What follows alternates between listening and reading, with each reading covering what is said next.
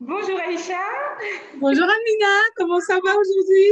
je vais très bien, ravie de te retrouver. Donc aujourd'hui, on va parler de la bouffe, hein, on va parler de la bouffe et de l'amincissement. Attends, mais pas n'importe quelle bouffe, hein. On va parler de la nourriture africaine et comment justement on peut en faire un compagnon pour notre amincissement. Oui, oui, effectivement. Et donc, je me posais des questions parce que parfois, hein, on mélange un peu les termes. Est-ce que tu peux m'éclairer, en fait, c'est quoi la différence, en fait, entre mincir et maigrir? C'est une très très belle question, justement. Alors, maigrir, on va commencer par maigrir. Maigrir, c'est vraiment perdre du poids, une vérité de la palisse, c'est évident, n'est-ce pas? Mais perdre du poids comment? C'est-à-dire, il y a perdre du poids, c'est quand on veut maigrir, descendre en kilos, ben, c'est-à-dire on va consommer moins de calories que notre corps a besoin. Et pour cela, il y a deux façons. Soit donc du coup, vous consommez moins de calories, ou alors vous faites du sport pour brûler plus de calories. Voilà les deux façons de maigrir. Et mincir a plus rapport à notre image, en fait, au rapport que nous avons avec la nourriture. Donc, c'est différent par rapport à ça. Parce que parfois, je suis sûre, Amina, que tu as dû faire des régimes pour maigrir et parfois tu as maigri et puis tu t'es senti que bah, ta poitrine, elle est moins volumineuse, elle est tombante, tu as les bras qui tombent et du coup, finalement, tu n'es pas plus satisfaite d'avoir perdu du poids. Est-ce que ça t'est déjà arrivé? Effectivement, Aïcha, je peux te dire que j'ai fait beaucoup de régimes, où à un moment je ne mangeais que de la viande, à un moment je mangeais des carottes et je me suis retrouvée même à boire des mélanges de protéines, en fait, exclusivement. Mais à la fin, en fait, je me suis rendu compte que j'ai repris, en fait, des kilos plus tard, en fait, et mais je n'ai pas compris, en fait, ce qui se passait et c'était quoi le mécanisme. Et c'est assez frustrant, en fait, finalement. Oui, Oui. exactement. C'est vrai, Amina, ce que tu dis, malheureusement, ça arrive à beaucoup, surtout des femmes, dès que le soleil pointe son nez dehors et en plus il y a les magazines qui montrent des mannequins, alors on se précipite sur le régime qui a marché pour une amie ou qui a marché on croit que ça va marcher pour nous. Et puis finalement, comme tu parlais de frustration, ben, du coup, on frustre notre organisme, on se refuse de manger certaines choses qui nous font plaisir. Et Oui. c'est là où justement et la catastrophe. Et je suis sûre que dans tous ces régimes que tu as fait, derrière, tu as dû parfois même reprendre le double. Oui, oui, c'est ce qui s'est passé. Donc, j'ai repris le double des kilos. Et finalement, je me suis rendu compte que la perte de poids n'avait pas uniquement de lien qu'avec l'alimentation. Et ce n'était Oui, pas uniquement une question d'alimentation, ça a une cause encore plus lointaine. Et c'est en faisant, en fait, mon parcours, en fait, de développement personnel, un travail sur moi, que je me suis rendu compte que finalement, le fait de maigrir, en fait, c'était pour cacher quelque chose, c'était pour masquer en fait un mal-être qu'on peut ressentir. Et en travaillant justement sur ces souffrances, j'ai pu avancer. Et je peux même te dire qu'il y a un an, donc l'année dernière et tout, j'ai perdu 10 kilos en 10 jours. waouh, quel exploit. Alors, je me souviens de cette période-là. Alors, il faut vraiment replacer dans le contexte parce que sinon, nos téléspectateurs vont croire que c'est possible de perdre 10 kilos en 10 jours. L'idée, c'est de ne pas justement vous perdre 10 kilos en 10 jours. L'idée, c'est de vous partager une expérience qui, où Amina veut partager vraiment que euh, c'est d'aller chercher la cause parce que des fois, vous allez réduire l'alimentation. La nourriture n'est pas forcément la cause de votre prise de poids. Et Ouais. quand vous avez compris ça, justement, là, vous pouvez arriver en ayant fait un travail sur vous à perdre 10 kilos en 10 jours parce que vous savez comment ça fonctionne. Vous arrivez à jouer, en fait. Vous Et tout se connaissez. passe dans la tête. Et c'est ça, en Oui. fait. Parce que l'idée, c'est pas de perdre 10 kilos en 10 jours. Soyez bien, bien conscient de ça. Et ce n'est pas l'objectif, d'ailleurs, si vous voulez euh, perdre dans la durée. Parce que l'idée, c'est de ne pas reprendre tous ces kilos. Mais Oui, l'idée, c'est d'aller effectivement. comprendre comment ça fonctionne là-dedans. Et c'est intéressant, en tout cas, de ces partages. Du coup, tu as réussi à gagner cette bataille parce que c'est une bataille. Hein. C'est des challenges, en fait, quand vous savez qui vous êtes et tout, les choses deviennent beaucoup plus faciles parce que vous savez comment votre corps fonctionne. Mais je sais aussi, Aïcha, que tu as perdu beaucoup de kilos et tout, plus de 40 kilos, c'est quand même un espoir. Est-ce que tu peux nous parler de ton expérience? Oui. D'ailleurs, ils pourront voir la photo d'avant et après. Voilà, comme tu disais tout à l'heure, Amina, d'ailleurs, comme on a commencé ce travail sur nous, ce travail de développement personnel, ce travail de recherche de qui on est, on l'a commencé ensemble. Et donc, si on est là aujourd'hui, ce n'est pas un hasard. Oui, en effet, j'avais perdu 40 kilos parce que quand vous commencez justement à travailler sur vous, vous allez travailler à différentes étapes et puis vous allez arriver à vous reconnecter forcément à votre corps parce qu'on est quand même dans une société où on est connecté beaucoup à notre mental, à notre ego, mais on le fait inconsciemment, on ne s'en rend pas compte.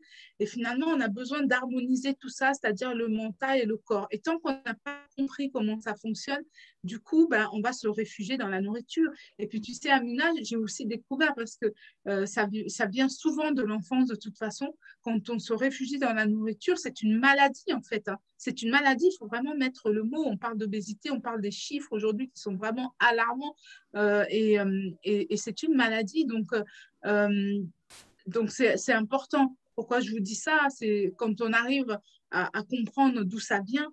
Et comme je vous disais, ça vient de l'enfance. Quand on est déjà, nous, petits enfants, on a souvent tendance à, dès qu'on est déjà bébé ou quand on pleure, on va nous mettre le sein dans la bouche parce que c'est peut-être ça qui va nous calmer parce qu'on ne sait pas encore communiquer parfois avec notre enfant ou quand on a 4-5 ans, la nourriture, ça va être, si tu es sage, je vais te donner un bonbon. Et du coup, on associe la nourriture à une récompense. C'était mon cas en fait. Et du coup, je me récompensais en fait, c'est-à-dire quand il y a quelque chose qui ne va pas, je me récompense avec 3 tablettes de chocolat et puis tout va bien. Et puis dès que ça ne va pas, je me réfugiais dans la nourriture. De comprendre ça, d'aller à la recherche de ça, je me suis même formée, hein, je me suis dit, c'est pas possible. Je ne veux pas être nutritionniste, mais j'ai besoin de comprendre comment ça se passe. Du coup, je voulais comprendre qu'est-ce que la nourriture, qu'est-ce que les calories, pourquoi on court après les calories, comment à un moment, je suis tombée sur une formation, c'était comment allier votre biochimie à votre alimentation. Ça parlait des neurotransmetteurs. Alors aujourd'hui, je prononce ce mot, mais les neurotransmetteurs, je me disais, mais qu'est-ce que c'est que ça? Mais c'est important de savoir que suivant notre nature, quels neurotransmetteurs vont nous pousser parfois à avoir une boulimie, parfois, voilà, de comprendre ça. Une fois que vous avez compris ça, et je pense que c'est ce travail-là que tu as dû faire aussi à Mina, d'aller à la découverte de soi, mais de comprendre ça, ça vous permet de vous dire, eh bien, du coup, finalement, ces émotions-là, on va les gérer autrement, on va peut-être respirer, on va peut-être faire plus de sport, on va peut-être détendre nos mouvements. Ça, si l'autre personne me parle comme ça, je ne vais pas me frustrer, me refuser dans la nourriture, c'est parce qu'il a son travail à lui aussi à faire, ça ne me regarde pas. C'est tout ça, c'est tout un travail en fait. Et du coup, la nourriture, nourriture devient, c'est quand même la nourriture, c'est quelque chose, c'est un pilier, la nutrition en fait, hein, c'est un pilier de santé et de comprendre pourquoi on le fait et la cause, c'est le 80% de l'amincissement. Et ça me fait penser que finalement, nos kilos, c'est pas un fardeau. Le poids n'est pas un fardeau finalement. Ça peut être un cadeau parce que regarde où ça t'a amené à découvrir en fait toutes ces choses que finalement tu vas pouvoir partager avec d'autres personnes. Et moi, je trouve ça toujours enrichissant parce que parfois, le challenge de perte de poids, on ne le fait pas souvent en conscience, mais quand on le fait en conscience, on peut découvrir quelque chose qui peut justement aider quelques personnes. Et c'est pour ça qu'on est là justement aujourd'hui pour partager en fait toutes ces découvertes. C'est vraiment très, très passionnant. Et Aïcha, en fait, est-ce qu'on peut vraiment, parce que la nourriture africaine, c'est vraiment une nourriture qui est très, très riche. Hein, et parfois, on le met de côté parce que, par exemple, notre plat de ndolé, notre plat de mbongo tobi, notre plat de kondré, on ne va pas le manger, notre plat d'aloko, parce qu'on va dire, il y a du sucre, il y a ceci, cela. Et est-ce qu'on peut mincir, en fait, en mangeant africain? Qu'est-ce que tu en penses, en fait? Je vais partager mon expérience, mais après, je vais te parler de l'expert qui va vraiment nous... Voilà, pour parler un peu de mon expérience, mais dans des régimes, parce que j'appelais ça régime. Régime, déjà, vous voyez, ça fait déjà restrictif, ça fait vraiment militaire, ça fait régime. Moi, je dis souvent, les régimes, c'est pour les bananes ou c'est pour les militaires. Mais quand on dit déjà régime, c'est déjà restrictif. Et quand on parle de régime, on a toujours les mêmes photos qu'on voit. C'est un plat de carottes, un plat de salade, un œuf un petit peu comme ci, mais pas trop quand même, une vinaigrette allégée. Et du coup, il n'y a pas de notion de plaisir, en fait. Et du coup, nous, tu te souviens, on a fait des régimes pour le coup, où on a mangé des carottes et des salades pendant une semaine, et on faisait du n'importe quoi, mais on ne le savait pas, en fait. Et du coup, on bannissait notre nourriture africaine, notre plat nodolé locaux, alors qu'elle regorge de richesses et de nutriments qui sont même mis en valeur par l'OMS. Tu vois, on a des produits comme le fonio en Afrique qui ont plus de nutriments que de la semoule sam. Donc, c'est super important d'aller découvrir ces plats et on peut en manger. Vous pouvez vous réconcilier avec. On ne va pas les garder que pour les week-ends, pour les fêtes. Donc, du coup, de découvrir ça, c'est magnifique. Et notre intervenante, Priscille Amani, va nous emmener justement à découvrir comment justement allier tout ça à la nourriture africaine, comment mincir en mangeant africain, hein, c'est ça? Oui. Aïcha, donc elle va vraiment aller plus loin, elle va aller en profondeur pour expliquer en fait la particularité donc de l'alimentation africaine, quels sont les avantages et les inconvénients en fait de l'alimentation africaine, et elle va donner en fait des principes en fait pour pouvoir mincir en mangeant africain. Je trouve que c'est vraiment un atelier qui est très très riche et je vous invite à aller le découvrir parce qu'on va vous mettre un extrait dans le descriptif. Voilà, on va enfin pouvoir se réconcilier avec notre nourriture.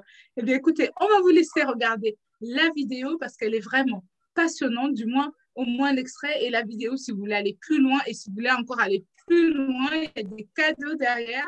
Voilà, Mina, c'était vraiment passionnant d'échanger nos expériences et sur ce chemin de la découverte de soi. Alors, on donne rendez-vous aux téléspectateurs pour le prochain épisode. En attendant, c'était les Saintes Dames pour vous accompagner sur votre métamorphose. N'oubliez pas de vous abonner pour rester connecté à nos épisodes et à très bientôt, Amina. À très vite.